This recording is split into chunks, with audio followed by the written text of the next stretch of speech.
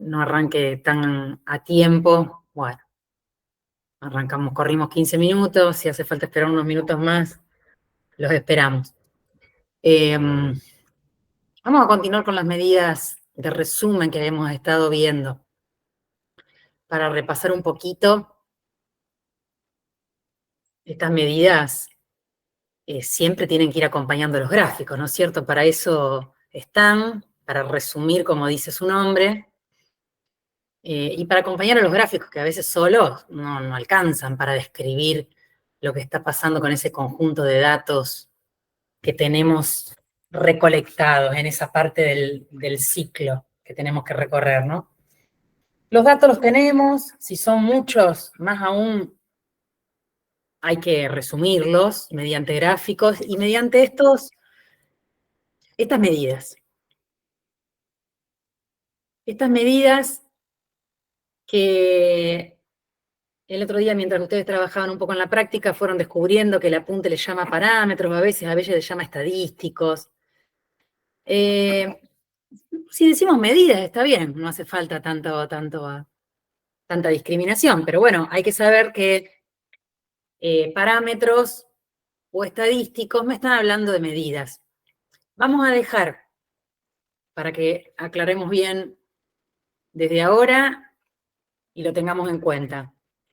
Parámetros, siempre, cualquier medida de resumen se va a llamar parámetros siempre que se refiera a una población. ¿Sí? Si alguno quiere ir a si estuvo repasando y me quiere recordar cuáles eran, vimos, por ejemplo, a ver, medidas hasta ahora de localización. Vimos moda, media, mediana, cuartil 1, 2, 3, en realidad vimos todos los percentiles, ¿no es cierto?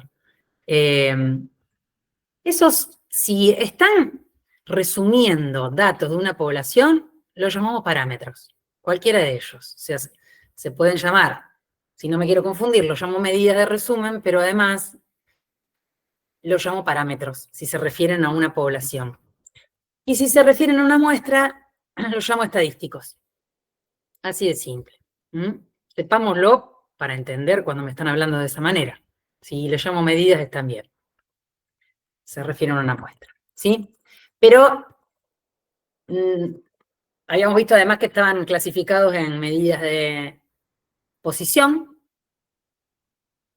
o de localización, estos parámetros o estadísticos, que son toda la lista esa que mencioné recién, que vimos hasta ahora, y por otro lado están los de dispersión que vamos a empezar a ver hoy, ¿sí? Parámetros o estadísticos. ¿Por qué? Bueno, a lo mejor ya se fueron dando cuenta, se necesita distinguir un poquito más a esas medidas, a esos datos, mejor dicho. Esta goma no está funcionando hoy. Bueno. Se necesita distinguir un poquito más esos datos porque con las medidas de posición a veces no alcanza. Yo puedo, a ver, podemos hacer un dibujo de alguna colección de datos. Discreto, vamos a poner discreto. Voy a hacer bastoncitos. Tengan compasión porque lo estoy haciendo así a pulso, entonces puede llegar a salir cualquier cosa. Súmanse que tengo esta distribución discreta. ¿Sí? Estoy inventando. Este puede ser el dato 0.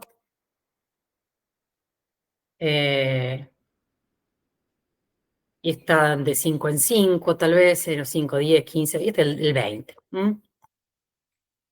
Si yo le doy esa distribución de datos y entendimos un poquito que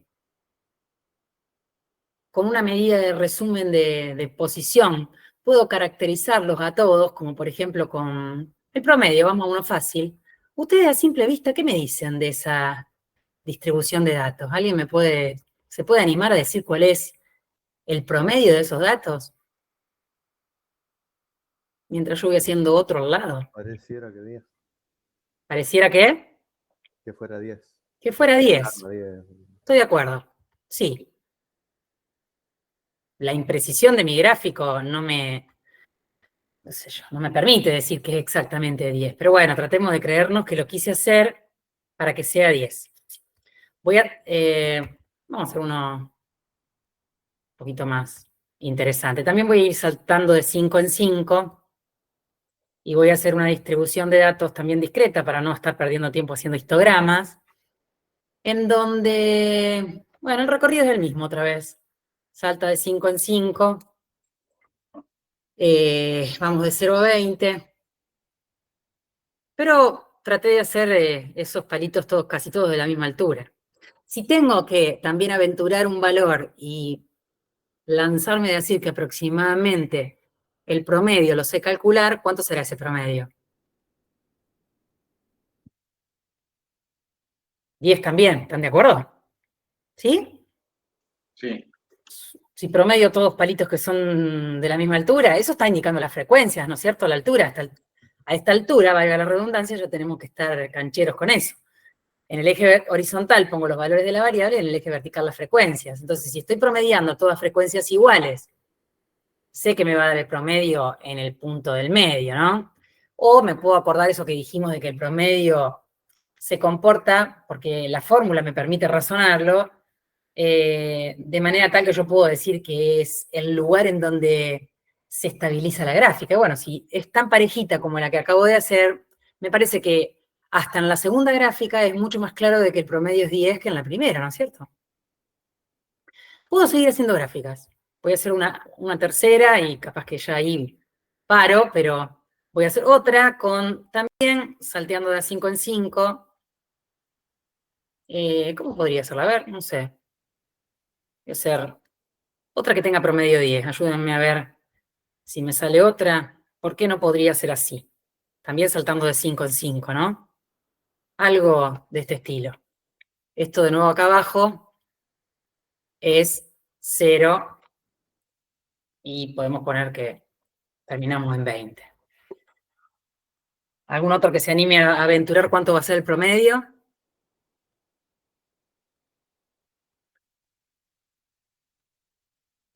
¿Cuál es el promedio en una gráfica con esa pinta? Puede ser que sea 10 también, porque... Sí, Daniel, También 10 10. también, sí. Sí, sí, yo traté de hacer los dos palos, las dos frecuencias de más afuera, bueno, parecidas o iguales si se puede.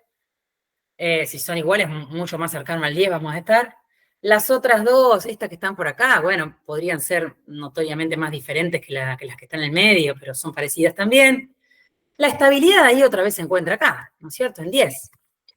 Son tres gráficas, puedo seguir haciendo otras, ¿no? Son tres gráficas en las cuales, si son poblaciones, ¿no? El promedio, que entonces es un parámetro, dijimos recién, es para todas ellas igual a 10.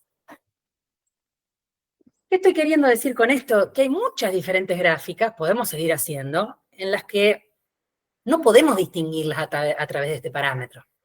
La medida de posición está siendo una medida útil para caracterizar el conjunto de datos, ya sea del primer gráfico, del segundo, del tercero, pero no me alcanza sola, ¿no?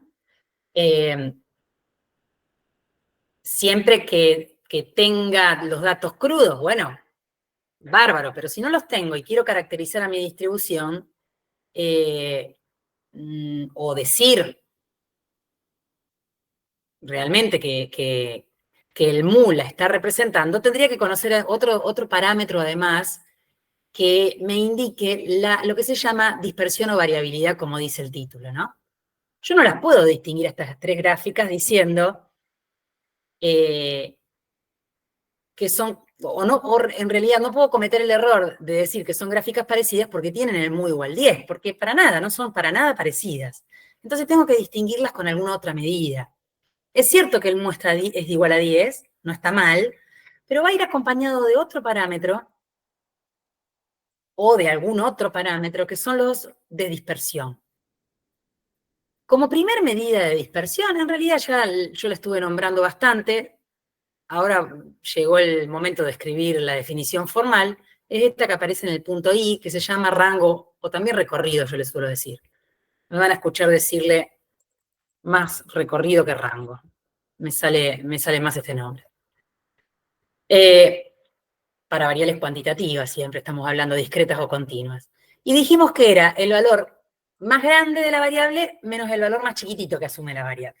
Esa es una primer medida fácil que surge como medida de dispersión, porque de alguna manera me está hablando de cuán dispersos están los datos. Si yo estoy hablando de que el rango de este primer conjunto de datos que dibujé es 20, estoy diciendo un montón. Estoy diciendo entonces que la media es 10, pero que tiene un rango de 20. El tema es que acá tenemos una primera medida de dispersión, entonces, que tampoco va a servir mucho para distinguirla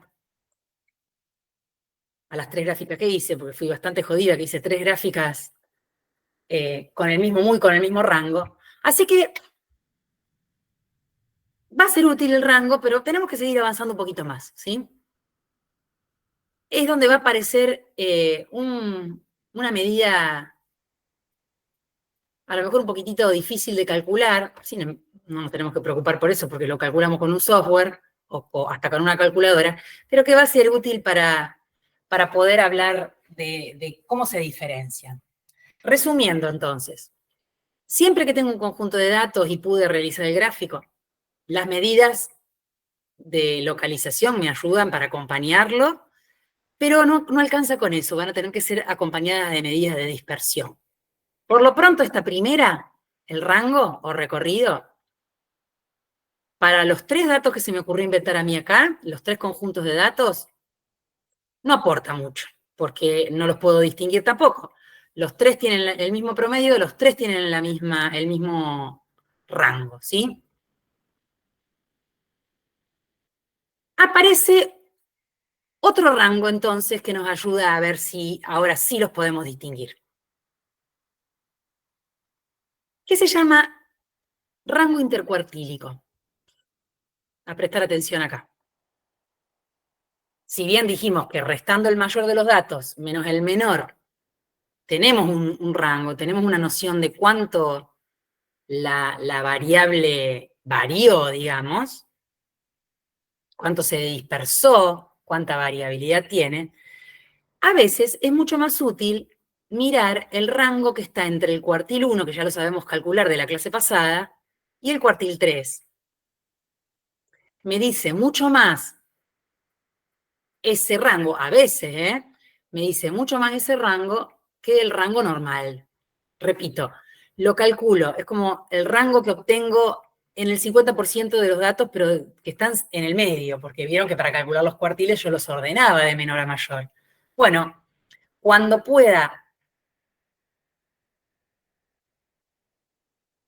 tener esa información de haber calculado previamente el cuartil 1 y el cuartil 3, le llamo rango intercuartílico a la diferencia que hay, R y C se le suele poner, rango intercuartílico, a la diferencia que hay, perdón, acá está acá al lado, entre Q3 menos Q1, ¿sí? Se concentra en el centro de la distribución. Entonces, a ver, si yo pudiera calcular el rango intercuartílico en esta primera distribución, si pudiera calcular el Q1 y el Q3, claramente va a ser diferente que el rango intercuartílico de la segunda y de la tercera, porque el Q1 aquí va a ser mucho más chiquitito, el Q3 va a estar un poco más alejado, ya que acumula a la izquierda el 25% de cada uno, de cada cola, y alguna en primera diferencia entonces empiezo a distinguir, ¿sí? Si bien los rangos normales eran los mismos, porque eran todos iguales a 20, el rango intercuartílico me va a empezar a distinguir cada distribución de la otra, ¿sí?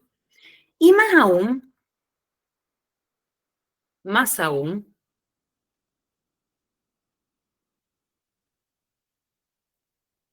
cuando, voy a hacer un cuarto gráfico porque va a ser mucho más aclarador que cualquiera de los otros, más aún cuando aparezcan lo que le solíamos llamar, ayúdenme a alguien si se acuerda cómo se llamaban, en una distribución, a estos valores que a lo mejor aparecían con frecuencias más chiquititas, pero, opa, qué torcido, pero la distribución estaba más concentrada en el medio, ¿sí?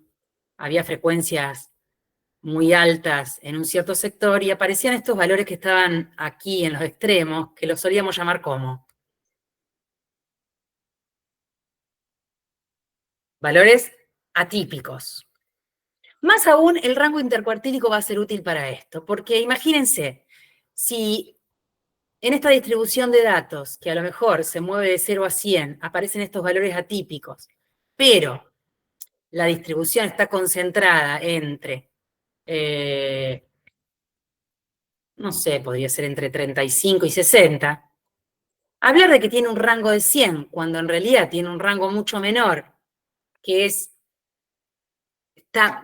me lo va a decir más verídicamente el rango intercuartílico, es mucho más útil, ¿sí? Es como, creo que en algún lugar el apunte lo dice, es como que el rango intercuartílico no se ve afectado por esa presencia de los valores atípicos, ¿no? Porque al concentrarse en el centro, al hablarme del centro de la distribución, deja de lado a esos datos atípicos que ya nos vienen molestando de las clases anteriores y que decimos que en realidad uno los puede dejar de lado y concentrarse veramente dónde está la distribución concreta. Después se fija qué hace con ellos, porque a lo mejor fueron algún error de carga, etcétera, y preocuparse entonces por el rango más verdadero, que es el rango que está entre el Q1 y el Q3, ¿sí? Es una medida más robusta, una medida más robusta el rango intercuartílico. Pero bueno, ustedes después sabrán distinguir cuándo les va a servir uno, cuándo les va a servir otro. En distribuciones que son como las tres que borré hace un rato, sobre todo la primera, parejita, sin la presencia de esos datos alejados que distorsionan la distribución, no tengo que andar preocupándome por calcular más que el rango común. Pero el rango intercuartílico ténganlo a mano porque muchas veces es útil para distinguir esa situación. Seguimos avanzando con las medidas de dispersión. Entonces, resumiendo, hasta ahora vimos dos, que vendrían a ser los dos tipos de rango que hay, el rango común y el rango intercuartílico. Volviendo a los gráficos, tres que yo hice antes, a ver si la memoria le da como para recordarlos, acá están.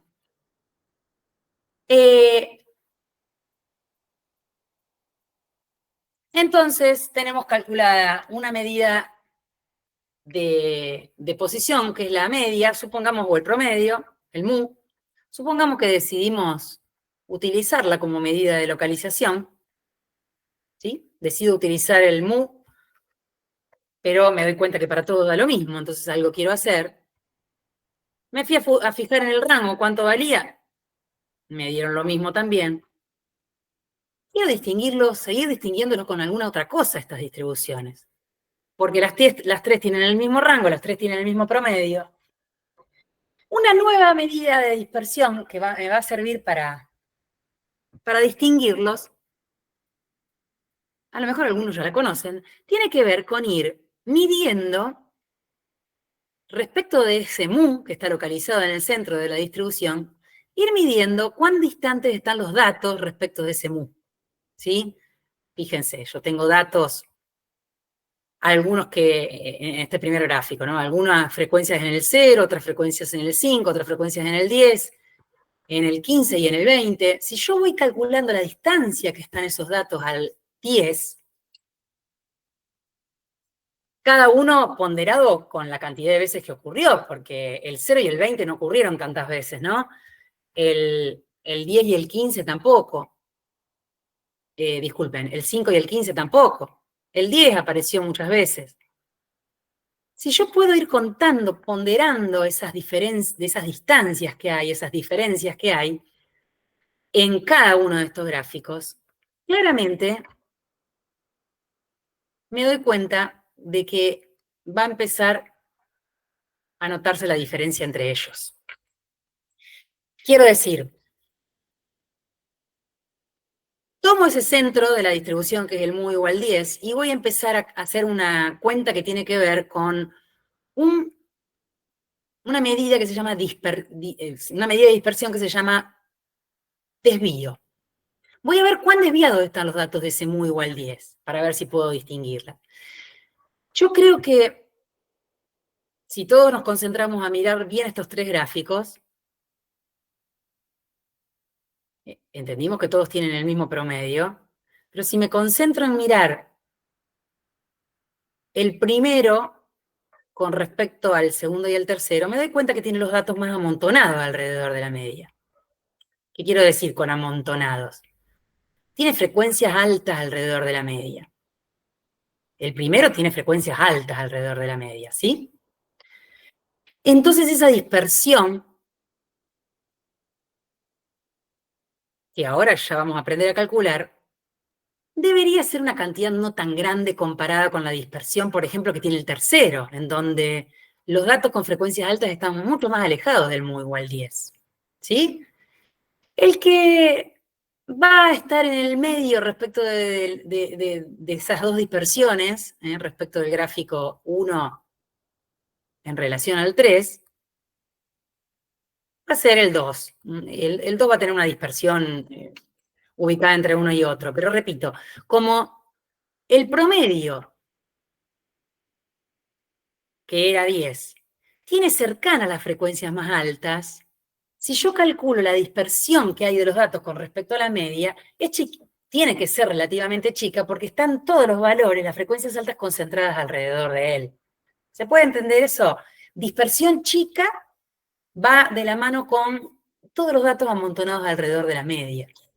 Dispersión grande de los datos y, porque las frecuencias grandes, como en el ejemplo 3, están alejadas de la media. Y el gráfico que hice en el lugar 2 me habla de, bueno, estamos ahí por la mitad. Esa situación también se repite, por ejemplo, en este ejemplo, que quiero que agreguen al apunte que no está, y me parece interesante, si bien muy sencillo, me parece interesante. Esta situación se da, por ejemplo, dice ejemplo más abajo, en un ejemplo como este. Supónganse que otra vez entonces invento tres distribuciones de datos con la misma media. No voy a cambiar,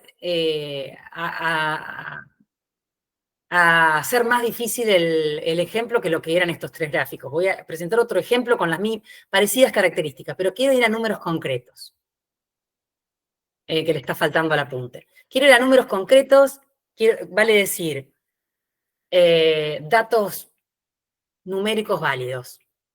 Yo tengo tres distribuciones de datos, como por ejemplo, podría ser este correspondiente al gráfico 1, este al 2 y este al 3. Ahora lo llevo concretamente a un problema que tiene que ver con, ¿qué podrían ser esas? Notas, dice ahí abajo, notas promedios, notas de alumnos, notas de parciales. Por ejemplo, supónganse que Andrés se sacó 10 en el parcial 1, 7 en el parcial 2 y 4 en el parcial 3 de estadística. ¿Sí? Bueno, también tenemos las notas de Ignacio y las de Gabriela. Estamos analizando las notas de 3 alumnos. Me acabo de inventar un ejemplo que refleja lo que decían aquellos gráficos. Hay distribuciones que tienen el mismo promedio. Tal vez alguno ya está calculándolo. Es bien fácil calcular el promedio de las notas de Andrés, que da 7. Andrés se sacó en promedio 7 en las notas de los 3 parciales. Le voy a poner mu sub i por la i de Ignacio, también 7. Y le voy a llamar mu sub g a la de Gabriela, que también es 7. Me pasa lo mismo que recién, que eran 3 distribuciones con el mismo promedio igual a 10. Bueno, acá inventé unas 3 distribuciones con el mismo promedio.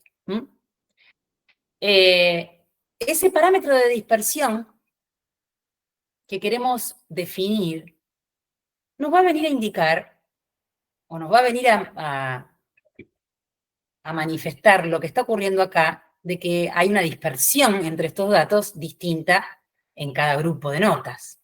No es lo mismo tener las notas que tiene Andrés, claramente no es lo mismo tener las notas que tiene Andrés que las que tiene Ignacio que las que tiene Gabriela, ¿sí? Si tuviera que elegir un conjunto de notas, no sé, capaz que elijo la de Gabriela, que no son unas notas demasiado altas, pero al menos no tiene ningún insuficiente. ¿Qué le pasa? ¿Qué particularidad tiene Gabriela? Sacó todas notas parecidas al promedio, sacó todas notas que se comportan como los datos del primer gráfico que yo hice acá. Acá era una colección más grande de datos, por eso quise ir a un ejemplo más sencillo, ¿no? Pero hay datos,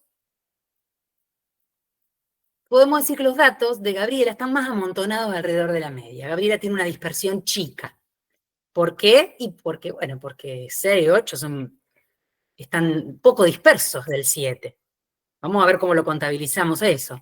Pero claramente se suele decir la dispersión de las notas de Gabriela es menor que la del resto. Y si tengo que comparar con Ignacio y Andrés, bueno, tendría que hacer alguna cuenta, no sé. Pero a propósito puse un ejemplo tan tonto porque a simple vista se puede ver que Ignacio se separa un poquitito más del 7 con las dos notas, porque se aleja hasta el 5 y hasta el 9, pero no tanto como lo hizo Andrés, que se separa hasta el 4 y hasta el 10, ¿sí? Hay una dispersión. Si tuviéramos que ordenar las dispersiones de más chica a más grande, bueno, la más chica es la de Gabriela, luego sigue Ignacio, luego sigue Andrés. ¿Se entiende? ¿Qué cuenta estoy haciendo yo cuando calculo eso? ¿Por qué me doy cuenta tan rápidamente? Porque son 3 notas, porque es demasiado tonto el ejemplo, pero en un conjunto de datos más grande, ¿cómo me daría yo cuenta o cómo podría hacer un cálculo de quién tiene los datos más dispersos para comparar distribuciones? Acá, si hablábamos del rango, el rango es distinto, ¿no? Ya habría una forma de comparar a través del rango. Pero con alguna dispersión que me hable de, con respecto a la media, cuán alejados están, aparece un parámetro que se llama variancia. Variancia o desvío estándar. Y lo que yo estaba haciendo recién mentalmente es esta cuenta que aparece con esta fórmula, no le den bolilla a este 11 que está acá, es esta fórmula que aparece acá, que cuando se refiere a una población la van a ver en el apunte, no con ese cuadrado, sino con sigma cuadrado su nombre, y dividido n, en lugar de n menos 1. Yo no les puedo todavía hoy explicar por qué la diferencia, ya dentro de 3 o 4 capítulos lo vamos a entender, pero la fórmula es la misma, no se despreocúpense por eso. Lo que vamos a hacer es, entonces, para medir cuán alejados están los datos, es a cada dato, a cada nota de cada uno de los alumnos, restarle el promedio, restarle el mu, elevarlo al cuadrado y bueno, y hacerlo aparecer la cantidad de veces que aparece en la colección de los datos, NJ. Mi ejemplo es tan tonto que los NJ son iguales a 1 porque cada nota aparece una sola vez, ¿no es cierto? Pero si este conjunto de datos fuera grande, como los gráficos que hice al principio, habría que multiplicar acá al 0 por la cantidad de veces que aparece, al 5 por la cantidad de veces que aparece, etc. Esta es la fórmula que vamos a usar para, acá arriba lo mismo, para calcular esta medida que se llama variancia. Entonces, vamos a analizarla de nuevo. Sumo cada dato, cada nota, menos la media.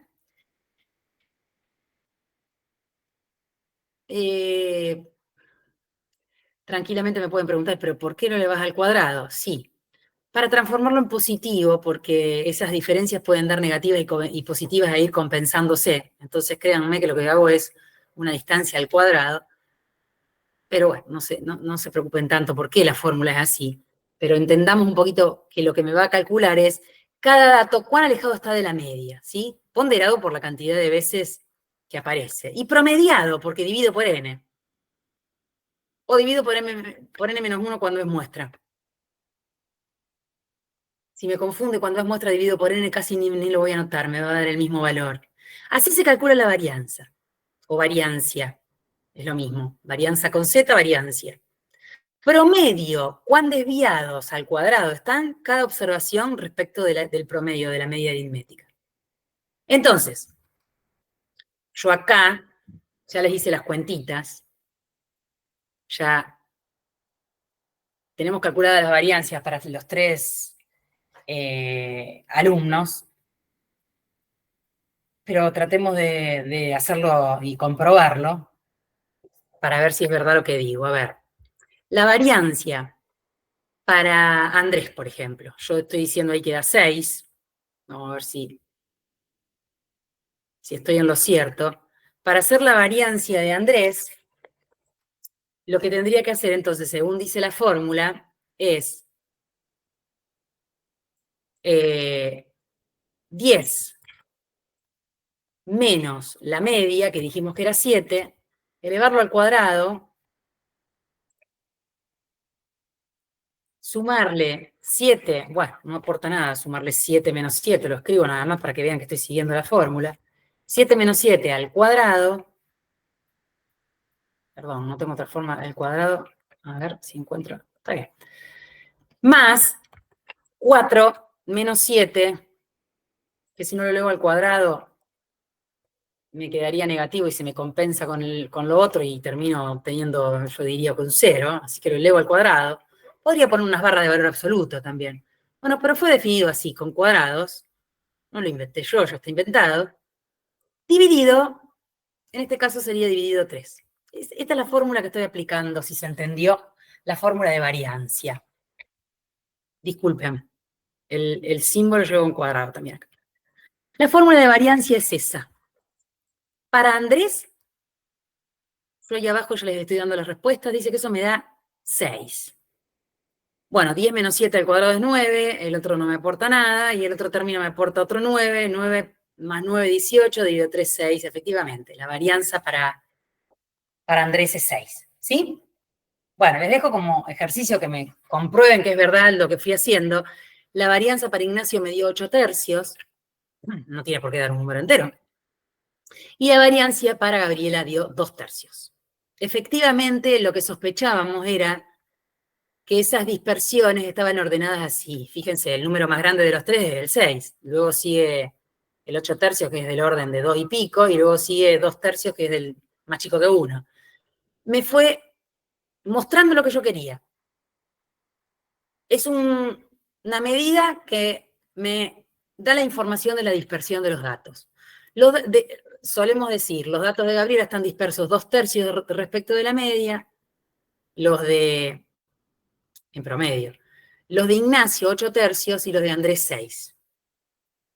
Pero le vamos a hacer un retoque, porque fíjense que yo elevé al cuadrado todos estos datos. Este 6, ese 8 tercios, en realidad me queda con la unidad de medida que yo esté usando, pero elevada al cuadrado. Si esto no fueran notas y fueran metros, por ejemplo, me quedaría metros cuadrados.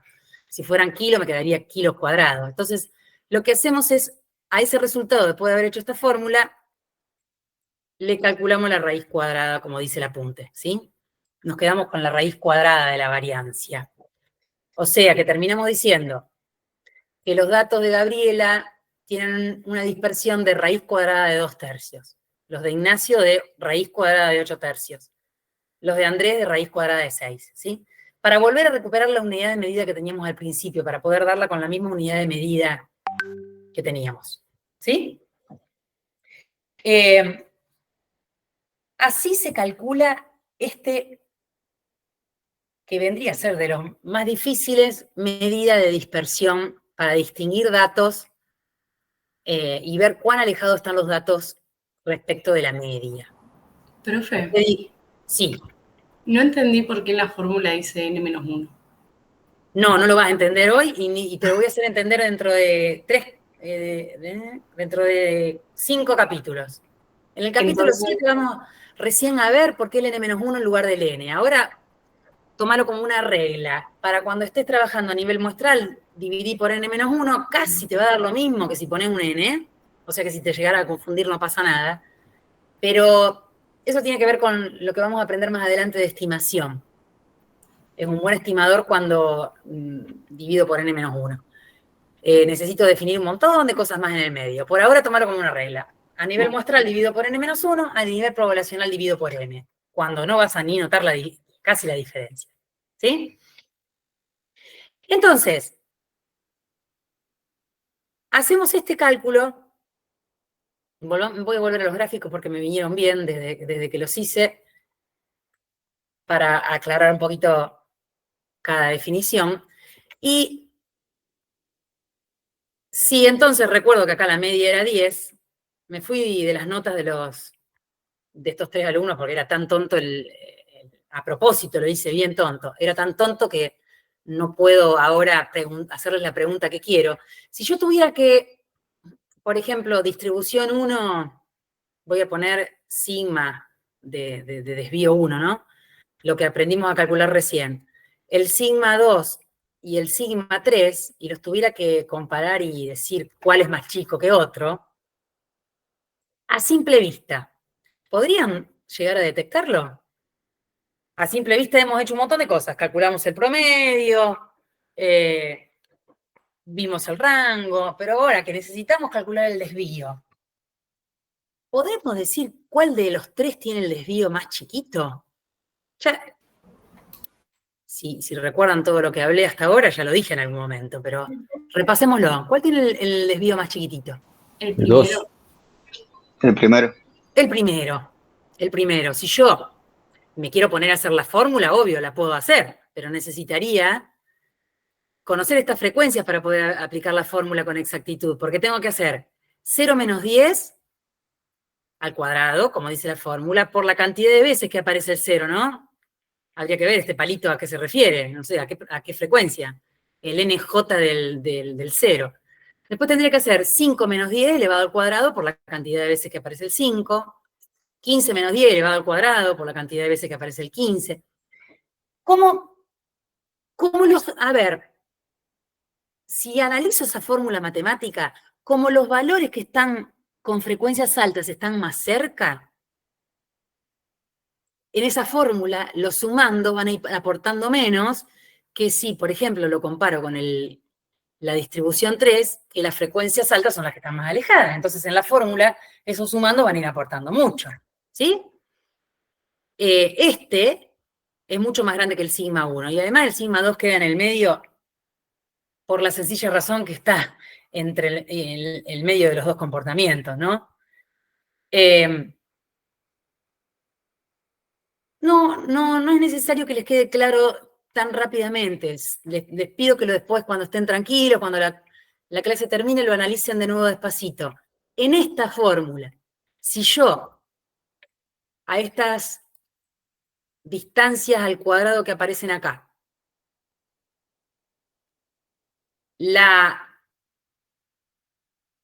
se las aplico a esos gráficos, ¿no? Las distancias justamente alejadas, encima aparecen con un NJ grande, creo que todo el mundo puede entender que esta fórmula me va a dar mucho más grande que si, como en el dibujo 1, las frecuencias altas son las que están más cerquitas, ¿no?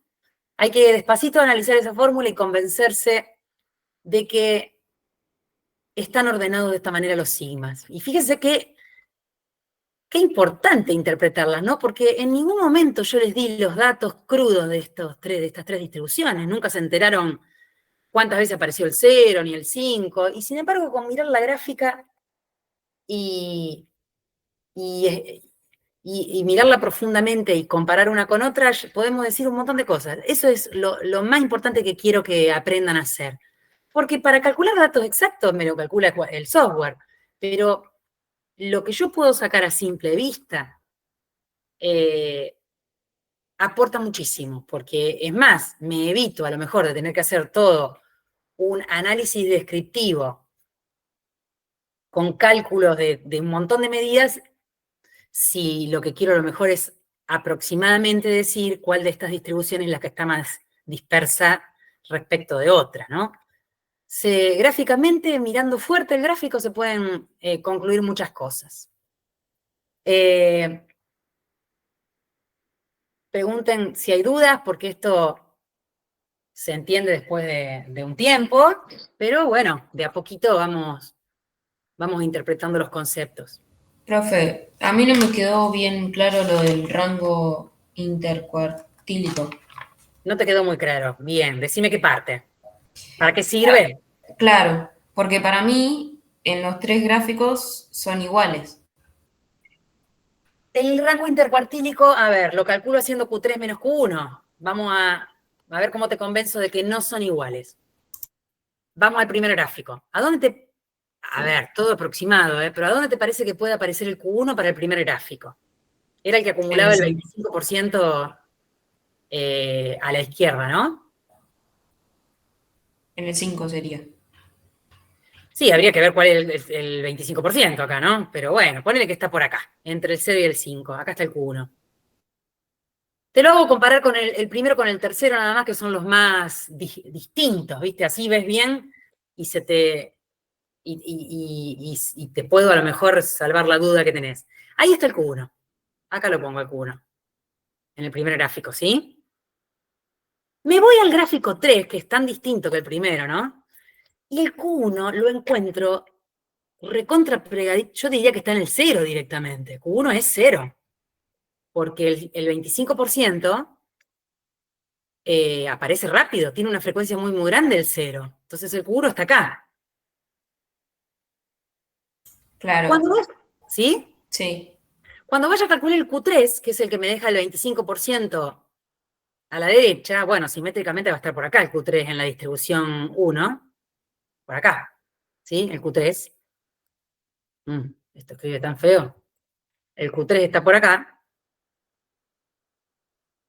Y de la misma manera, el Q3 va a estar situado en el 20 cuando venga la tercera gráfica, porque me tiene que dejar el 25 a la derecha, va a estar, en realidad, no me quiero escapar del rango, pero va a estar...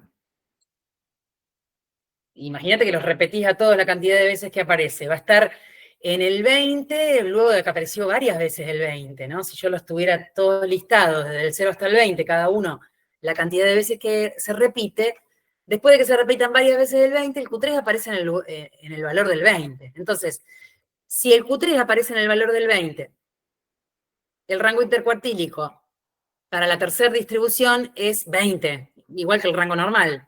Sin embargo, el rango intercuartílico para el primer gráfico fue, bueno, el Q1 estaba casi cerca del 5, el Q3 estaba casi cerca del 15, hace la diferencia entre esos dos, no te da 20 como en el tercer gráfico, ¿sí? Te da 10 o un poquito más de 10 nada más. ¿Ves que dan distintos los rangos intercuartílicos? Sí, ahora sí. Claro, es que el 50%, como dice la definición, el rango intercuartílico te marca el 50% del medio. Claro, ¿qué pasaba con el gráfico 3? No tenía tanto en el medio, las frecuencias altas estaban en los bordes. Sirve para distinguir esas situaciones, ¿sí?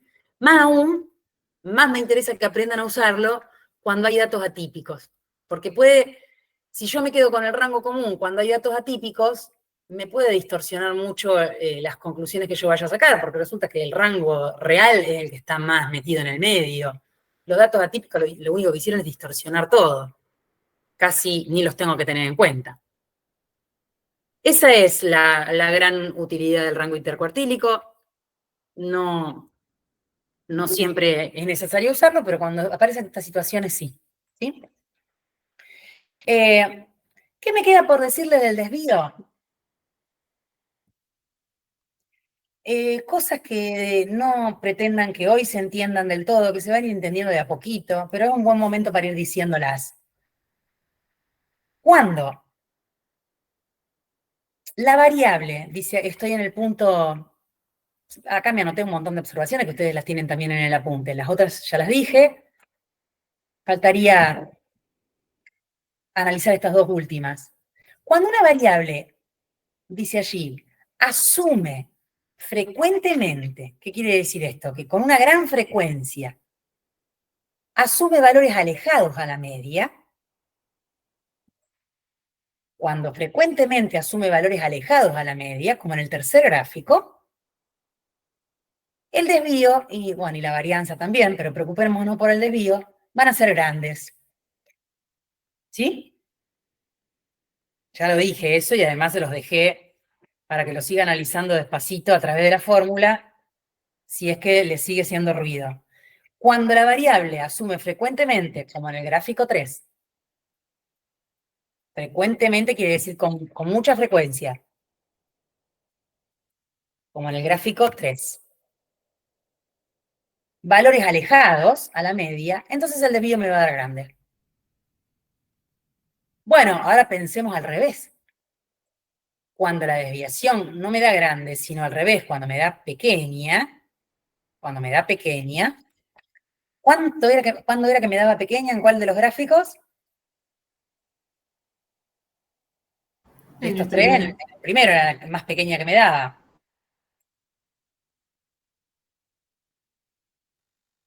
Bastan como unos pocos datos de la distribución para poder decir que tengo a la media poblacional bastante, no quiero usar una palabra que todavía no conocen, pero estimada. La puedo estimar a la media con pocos datos, no hace falta tomar tantos datos, porque como el desvío es chiquitito, lo que me está diciendo es que los datos que yo tenga de mi distribución van a ser todos parecidos a la media, ¿sí? Les pido que repasen después de nuevo esta clase, que lean despacito todas estas observaciones que están acá, que las mastiquen, que miren la fórmula y los gráficos, que me pregunten después de la clase que viene si hay dudas, pero esto de a poco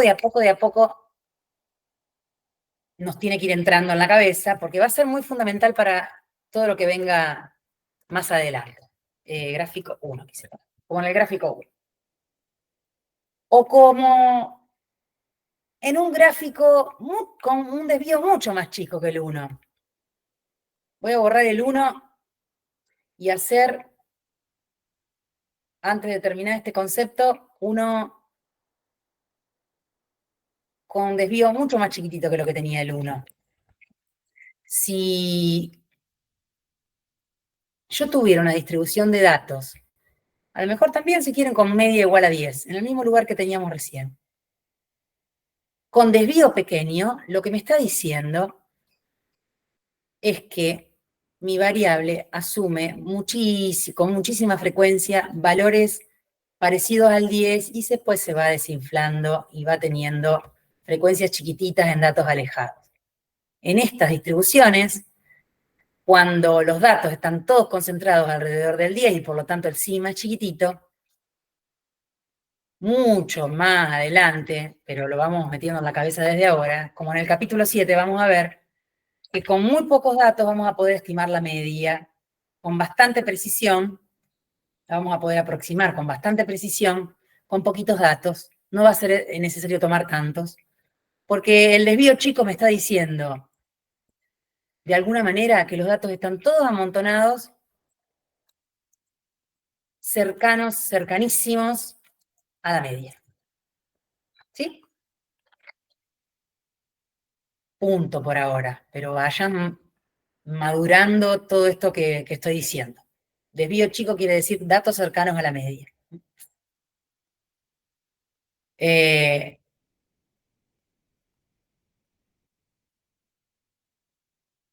Por último, desordené un poco las observaciones que hice, porque esta me parece que es la última que hay que hacer, no la primera. La que aparece en primer lugar como observación es la que yo diría, menos me tiene que preocupar, pero bueno, cuando tenga los datos agrupados en intervalos de clase, esta fórmula, ¿cómo la voy a aplicar? Y bueno, de la misma forma que les enseñé la clase pasada a calcular la media. Cuando los datos estén agrupados en clase, ¿qué quiere decir? Me imagino un histograma. ¿Cómo hago para calcular la varianza ahora? De la misma forma que hice para calcular la media. De todos los datos que están en cada intervalo, elijo el punto medio como valor para poder meter acá en esta cuenta, ¿no? ¿Quién es el XJ que aparece en esta fórmula de la varianza? El punto medio. El XJ es el punto medio, ¿sí? Punto. Nada más para decir, así de fácil. Cuando lo quiera hacer a mano, porque si no, no lo hago yo, lo hace la calculadora, lo hace el software. ¿Bien? Seguimos. No sé qué es esta que aparece acá, no tiene nada que ver. última medida de dispersión que les voy a dar hoy. Última medida, porque en realidad hoy la clase la voy a hacer más corta, no porque no pueda continuarla, sino porque esto hay que masticarlo, machacarlo, hacer las actividades. Entonces, cuando termine de dar este último coeficiente, por eso no voy a hacer un corte hoy, cuando termine de dar este último coeficiente, o esta última medida de dispersión,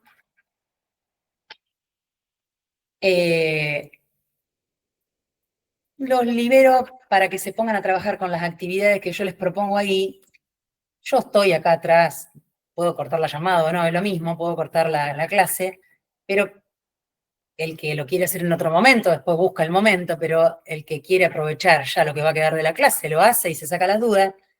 Dejo habilitado el fondo y estoy online para que si en algún momento se traban me van consultando y las cerramos antes del miércoles y ya se lo sacan de encima, pero sería agregar esta última medida de dispersión, que tiene un nombre particular, que se llama coeficiente de variación, y tratar de después concentrarme en que me salgan las actividades de la 15 a la 18.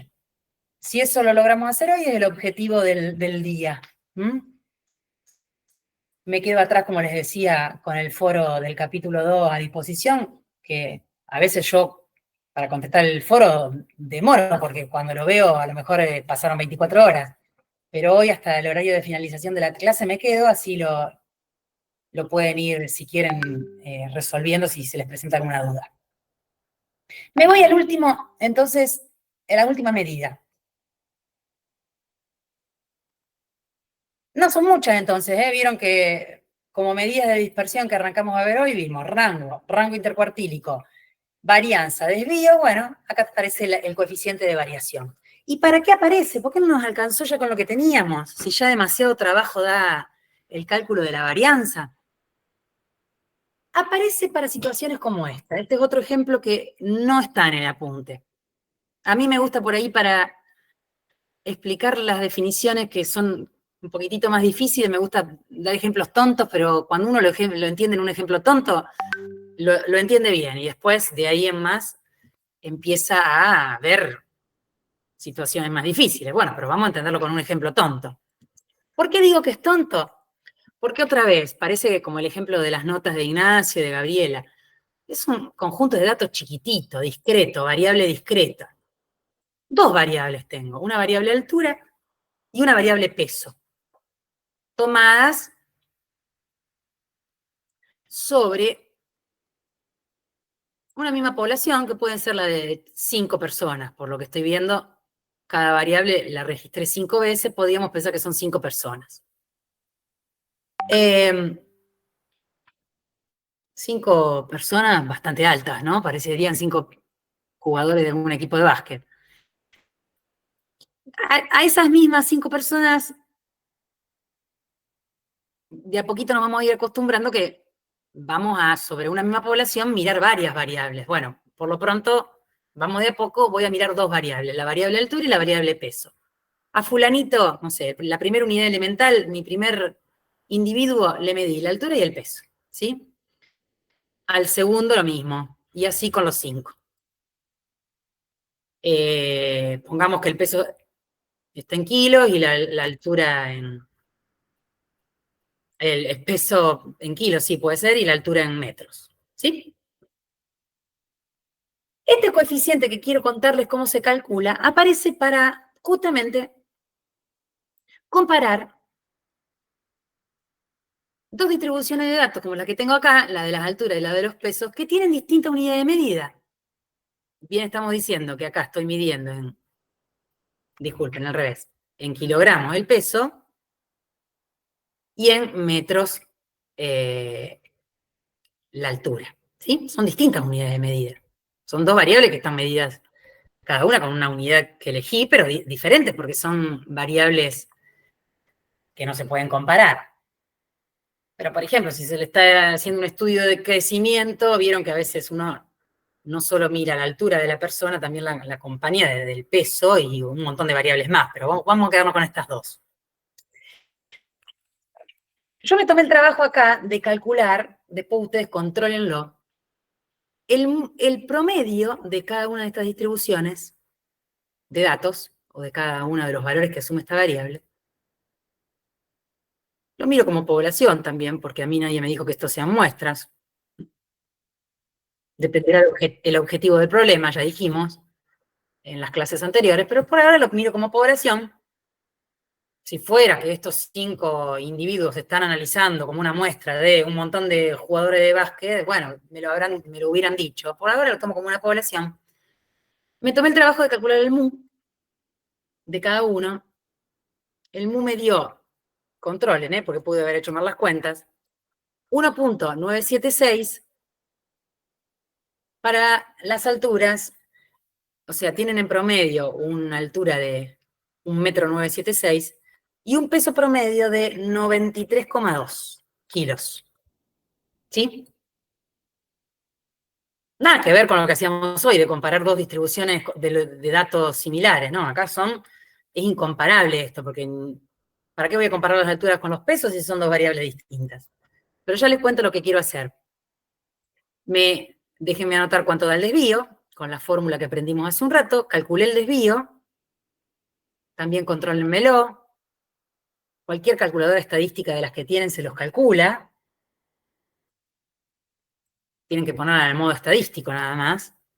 O si están ya acostumbrándose a usar el software, pueden pedirle al software que le calcule, que le recomiende les calcule el desvío.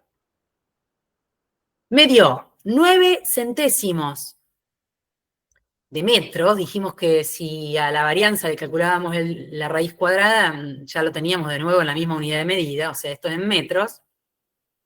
Y un desvío, a ver cuánto me dio el desvío, 2,598. Un desvío de 2 kilogramos y un poquito más, 2 kilogramos y medio y un poquito más. Estos son kilogramos. Por ahora vamos a tomarlo como válido, no sé si se bien las cuentas, pero esos son los valores que ustedes después se toman el trabajo de corregírmelo. Este coeficiente aparece para situaciones como esta. Yo puedo cometer el error de decir que las alturas de estos jugadores son más, lo que se suele decir, homogéneas, porque son más parecidas entre sí, que lo que son los pesos entre sí. Digo, puedo llegar a cometer ese error, porque lo que estoy viendo es que sigma A me dio más chiquito que el sigma P, ¿no es cierto? Bastante más chiquito. ¿Están todos de acuerdo conmigo que da más chiquito? Da del orden de un décimo, un poquito más chico todavía, comparado con un número, si miro los números, ¿no? 2,60, casi. Claramente, el desvío de las alturas es más chico que el desvío de los pesos. Si nos remontamos a lo que dije hace un rato, cuando tenemos desvío más chico, dijimos que los datos están más amontonados. Entonces podríamos cometer el error de decir que las alturas están más homogéneas, más amontonadas. Homogéneas quiere decir que son más parecidas entre sí que los pesos. ¿Por qué digo que se comete un error? Porque yo no puedo comparar desvíos cuando las unidades de medida son distintas. Esto no lo vamos a hacer. Lo vamos a comparar mediante un coeficiente que se llama, a que le vamos a poner el nombre CB, que no es muy difícil de calcular. El CB para las alturas, por eso le voy a poner un subíndice A, el CB para las alturas es hacer mu A, al revés, bueno, algunos lo hacen, sigma A, disculpen, dividido mu A. Es el cociente entre la desviación estándar y el promedio. Repito, cociente entre la desviación estándar y el promedio. O sea, sigma A dividido mu sub A. Cuando yo hice la cuenta del sigma A dividido el mu sub A, también le pido que lo controlen, me dio 0,0455. Por otro lado, vengo a hacerle el coeficiente de variación a la otra distribución de los datos que están acá, o sea, de los pesos, cuando le hago el CB de los pesos, hago sigma P dividido mu sub P, y me dio, si hice bien las cuentas, 0,027. Se invirtió la relación de orden que había, me dio el CBP más chiquito que el CBA, cuando los desvíos habían estado acomodados al revés. ¿Se entiende? Porque esto es lo correcto cuando estoy comparando distribuciones de datos con distinta unidad de medida. Comparar los CB, no comparar los sigmas. Para calcular los CB tengo que tener calculado los sigmas, pero comparo los CBs, los coeficientes de variación. Cuando yo detecto que CB para los pesos es más chico que el CB para las alturas, entonces me doy cuenta que no era verdad lo que dije antes. Lo que veo es que, porque es un cociente que me lo divide respecto del promedio, me está calculando el desvío, pero respecto del promedio. Me está diciendo que los datos de los pesos, con respecto a su promedio, lo puedo mirar hasta como un porcentaje, son un 2,7% con respecto del peso promedio, que lo que son las alturas, que son un 4,5 y pico por ciento respecto de la altura promedio. Es al revés de lo que podíamos erróneamente decir al principio con los sigmas. Entonces decimos, concluimos que los pesos son los que son más homogéneos.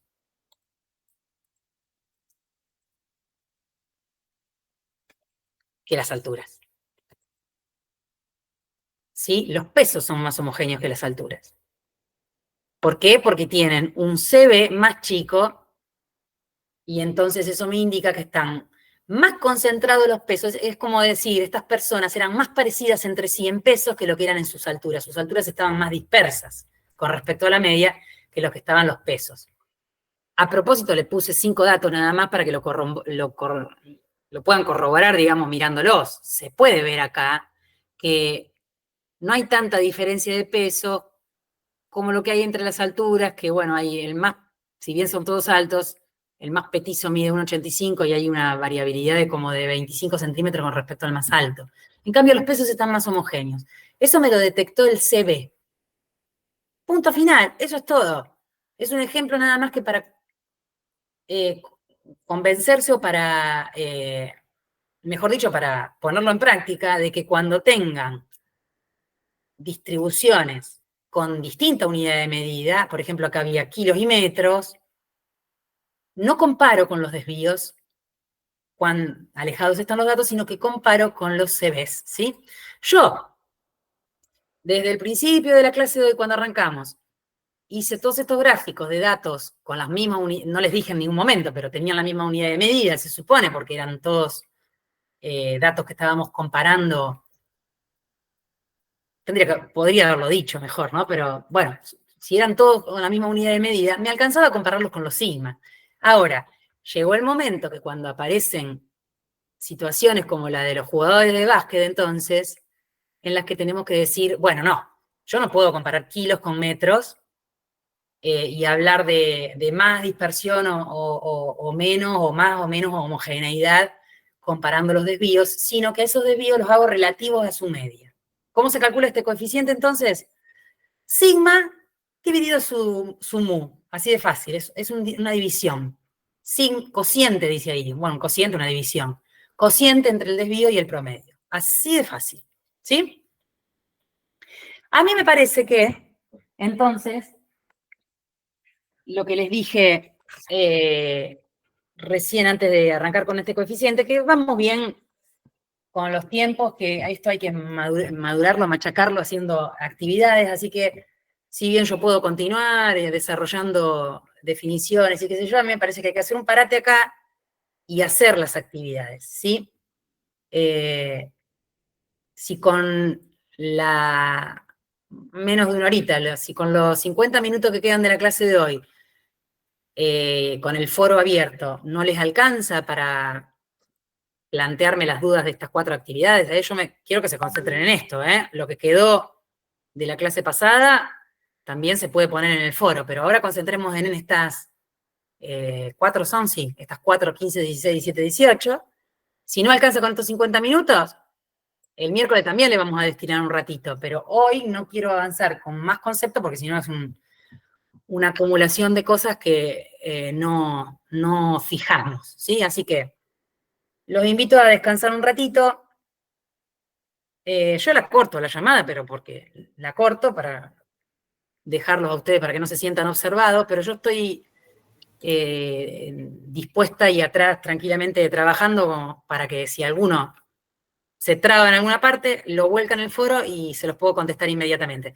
Después de las 5 me desconecto y las dudas las pueden seguir volcando tranquilamente, pero a lo mejor se las contesto mañana, ¿está?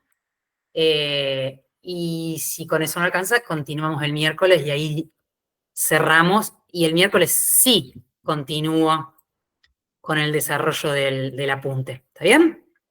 ¿Les parece bien así? Bueno, dale. Dale, profe. Bueno, buenísimo. Descansen un ratito y si quieren aprovechar ya tienen todo listo para el miércoles. Listo, profe. Bueno, gracias. No, Nos vemos. nos vemos el miércoles. Nos vemos. Estén todos bien.